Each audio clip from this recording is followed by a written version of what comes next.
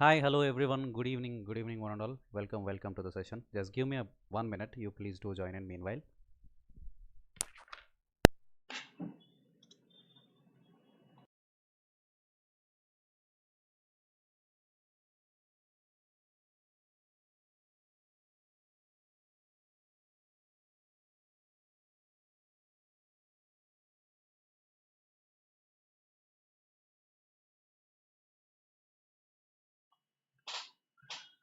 Yes, guys, please do let me know here about audio and video. Can anybody confirm about audio and video?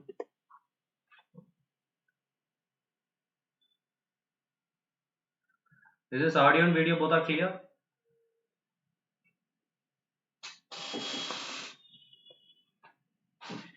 Just give me 1 minute. I'll check from my end also. All right. So here we are going to discuss one beautiful question on cumulative compound and differential compound machine. Actually, the question is given as shunt machine. The question is given it as shunt machine. To say exactly, it's a motor. It's a motor. He has given information about shunt motor. Okay. Then he is doing some modifications and he is trying to make it as cumulative compound motor and differential compound motor. And he's asking one, parameter like this, what will be the speed, what will be the EMF, this kind of parameter. Okay. If you have an idea about the shunt motor and cumulative compound motor or differential compound motor, it's not a big deal. But the only thing is you should get an idea. You should get an idea of the circuit diagram. If you get an idea about the circuit diagram, it will be very easy because in the question they will not give you the diagram. So you should imagine that diagram and you should understand that point and you should do it. So that's the point here. Okay. So can you please confirm about audio and video once again? Let me check from my end. Let me check from my end. It seems to be all fine. Right. So today in the last session we had a discussion about induction machine question. Right. Induction machine question. Okay. And now we'll be having a discussion on shunt machine question.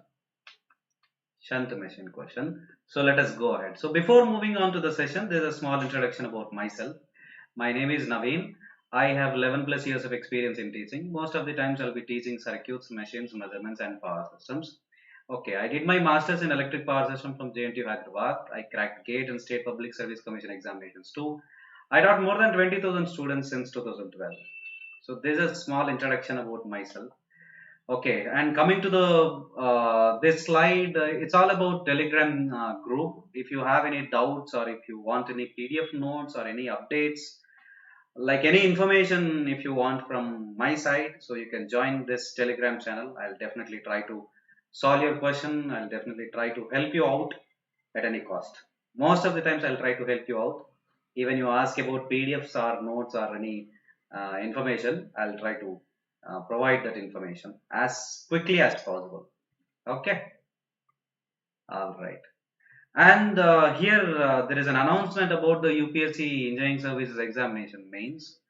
The mains examination results are out and we are conducting mock tests. We are conducting mock interviews. Okay, personal interviews will be there. Now that mock interviews are going on. So it's already scheduled for few people and we are conducting mock interviews with all the BYJU'S faculty. So if any one of your friends are qualified, so please do inform this information or please do share this information with your friends so that they can plan for an interview, mock interview here. Okay. All right. So coming to the question, the question is given about shunt motor. As I said, the question is given about shunt motor. Okay. What is a shunt motor? 240 volts DC shunt motor takes a current of 3.5 amperes on no load. 345 amperes on no load. The armature resistance is 0.4 ohms and the shunt field resistance is 160 ohms. Okay. When the motor operated at full load, it takes 24 amperes and runs at 2400 rpm. Okay. He did not mention about the speed at no load condition, but he mentioned the speed at full load condition. So no load condition speed will be definitely greater than 2400 only. No load condition speed will be definitely greater than 2400. Why? Because when some amount of load is kept, it will run at 2400. If load is reduced, it will run at definitely more than the full load condition, no? More than the load condition, no? Yes or no? Please do respond, guys. When the motor is converted to long shunt compound type, when the motor is converted to long shunt compound type, by adding a field winding of 0.1 ohms. So we are converting this shunt motor,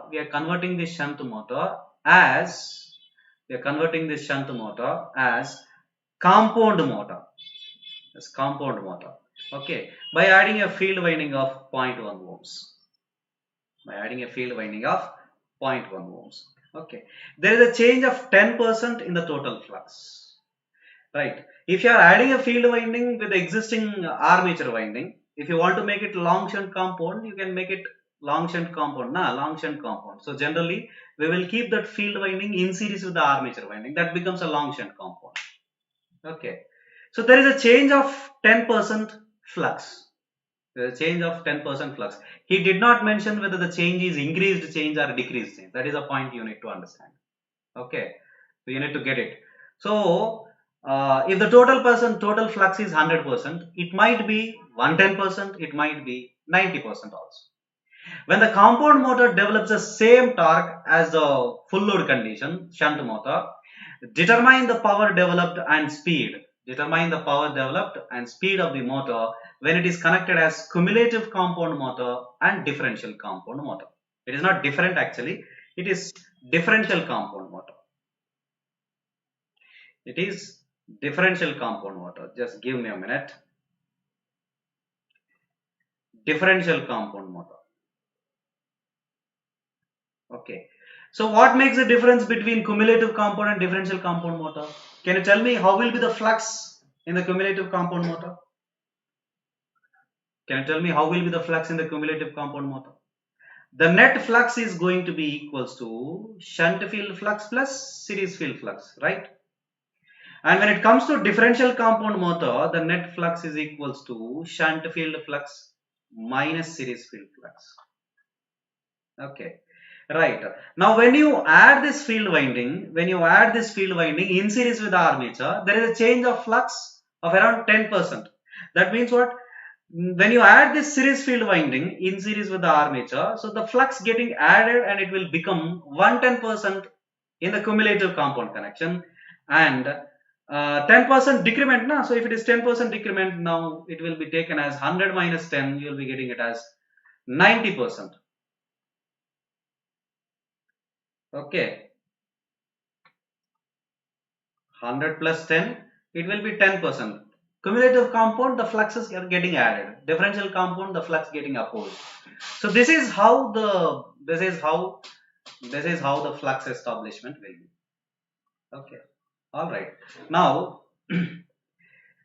so if you know the flux establishment in the cumulative compound machine and differential compound machine, what he's asking? He's asking power developed and the speed of the motor.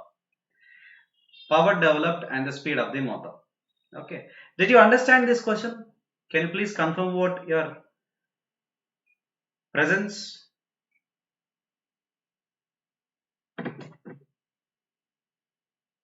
Okay. All right. So let me show you here. Shunt motor first I will take. Okay. I will take first shunt motor. So shunt motor representation I am drawing. You can take up no load case, you can take up full load case, because anyhow generally no load, the no load torque will be very small. He said one point, the power developed and speed of the motor when it is connected. Generally he mentioned one more thing, the compound motor develops the same torque. Same torque means actually it should be mentioned as rated condition. So the compound motor is going to develop the same amount of torque. So let me show you that. So I am taking full load condition.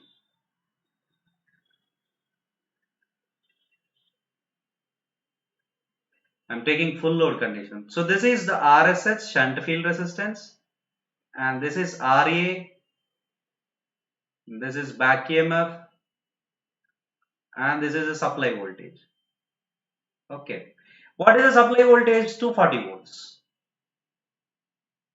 What is the shunt field winding resistance? 160 ohms. What is the armature resistance? zero point 0.4 ohms. Okay. Now he mentioned that the shunt motor takes 24 amperes and runs at 2400 rpm. So I know the speed in full load condition. It is taking 24 amperes and running at 2400 rpm. Okay. Now, if you want to find out the power developed by this machine, power developed under this condition, you can calculate. How do you calculate? You just calculate the back EMF and multiply with armature current. That is the power developed by the machine. What is armature current? Can you tell me what is armature current? Can you tell me what is armature current? So 24 amperes is entering at this junction, and here 240 divided by 160. 240 divided by 160. 240 divided by 160, probably 1.5, yeah? 1.5. So 1.5 amperes current is flowing through the field winding. Okay. So 2.4 minus 1.5 comes out as 0.9. The armature current is going to be 0.9 amperes. Okay. Now you can calculate the back EMF also here. If you want to calculate back EMF, the back EMF in the full load condition will be 240 minus this is 24 minus 1.5 now. 24 minus 1.5, we will be getting it as 22.5. 22.5.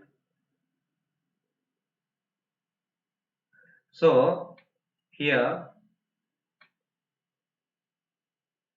22.5 armature current and 0.4. So this is the back EMF. Now if you want to find out the power developed by this motor under full load condition, the power will be EB into IA. So solve this back EMF. 22.5 into 0.4 and 240 minus answer. I'm getting around 231. So 231 volts into armature current as 22.5. So we are getting around 5197.5 watts. This is the power developed by the shunt motor during full load condition. During full load condition. Okay. Now he is adding a field winding and making it as long shunt machine. If you want to convert it as long shunt machine, we will be connecting a field winding in series with the armature winding.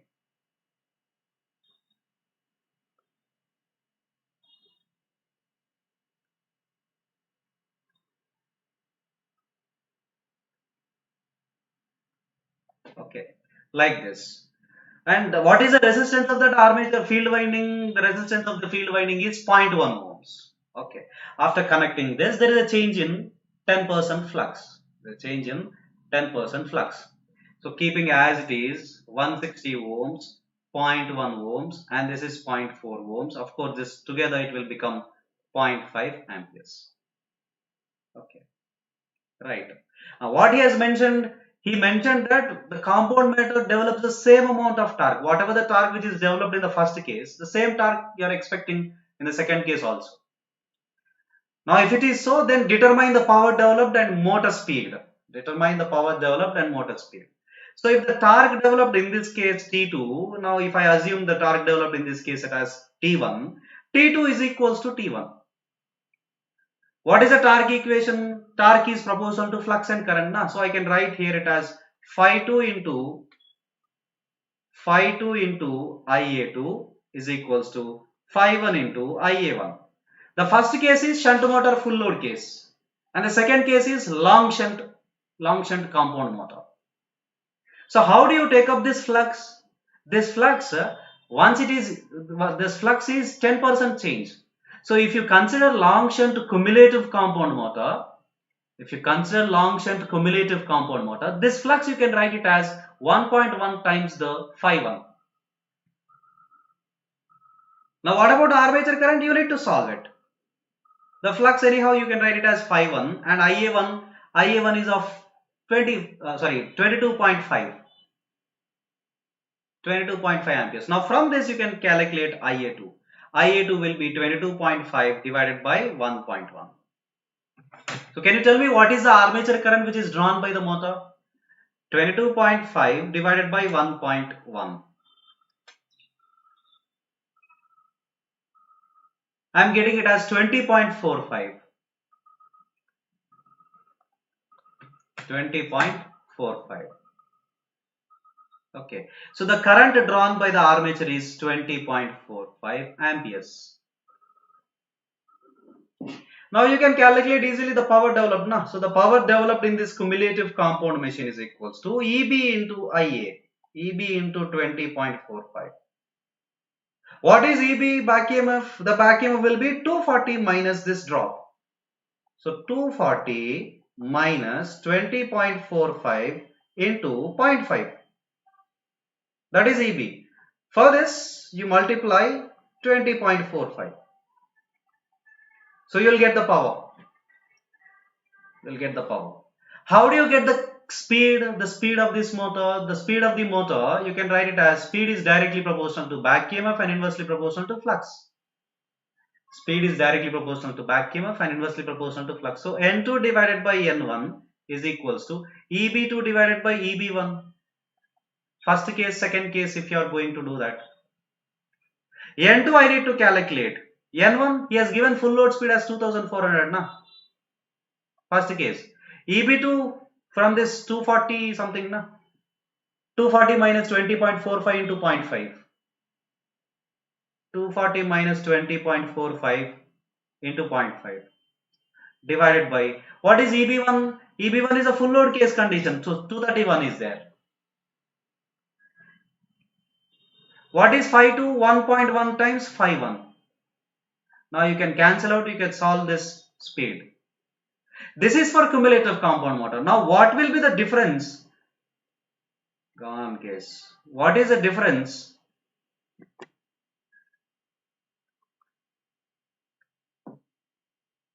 Just give me a minute. What is the difference now? If the machine is going to operate it as differential compound motor, how do you solve it?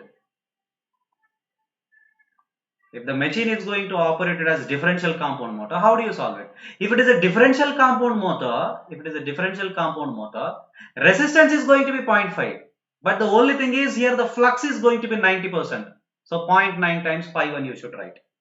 Instead of 1.1 you should write it as 0.9. Then you will get it as instead of 20.45, 22.5 divided by 0.9.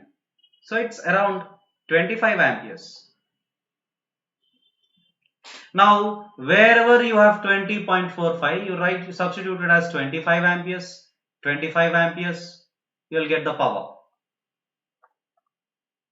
If you want to solve speed, then N2 divided by N1, compare with the shunt motor case only. So this is now 25 amperes and this is 0.9. So you will get the speed corresponding to differential compound connection.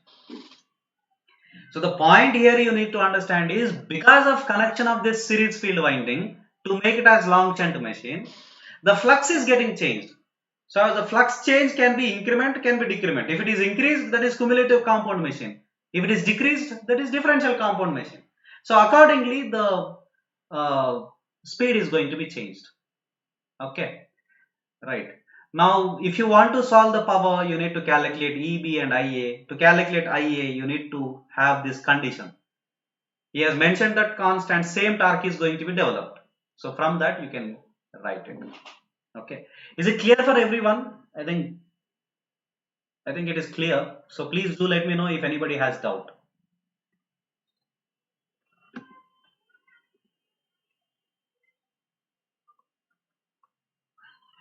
Okay. So there is a scholarship test on 24th September, which is going to be active from 9 a.m. to 9 p.m. Okay. So if you are planning to enroll in the gate courses, please attempt this scholarship test so that you will get a discount or concession on the actual fees. And there is a workshop on 27th September. There is a workshop on 27th September.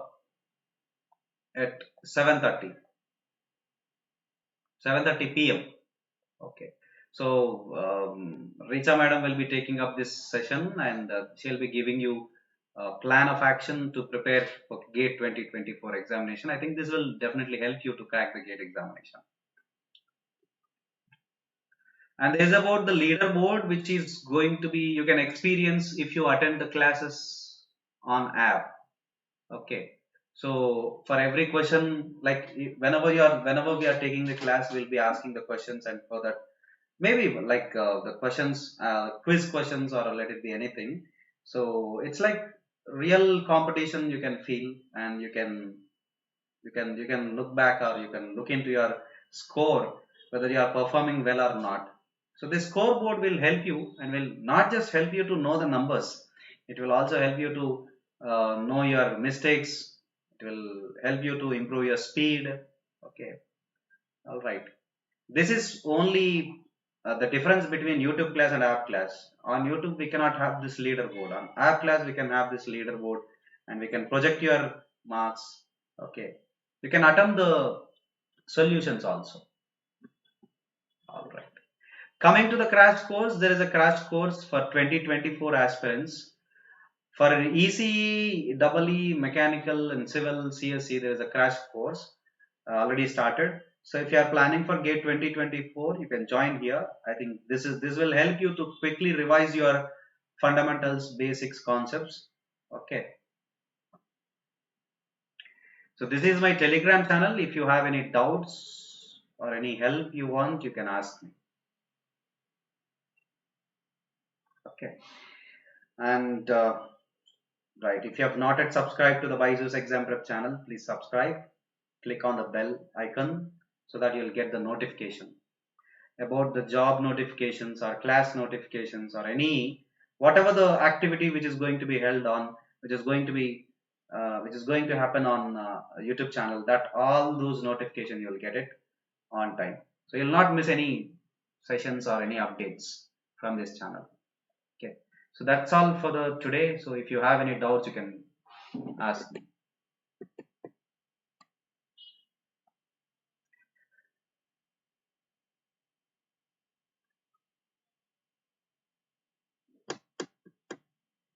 Any doubts? No doubts? Okay, thank you then. Thank you so much. Have a nice day. Bye bye. See you.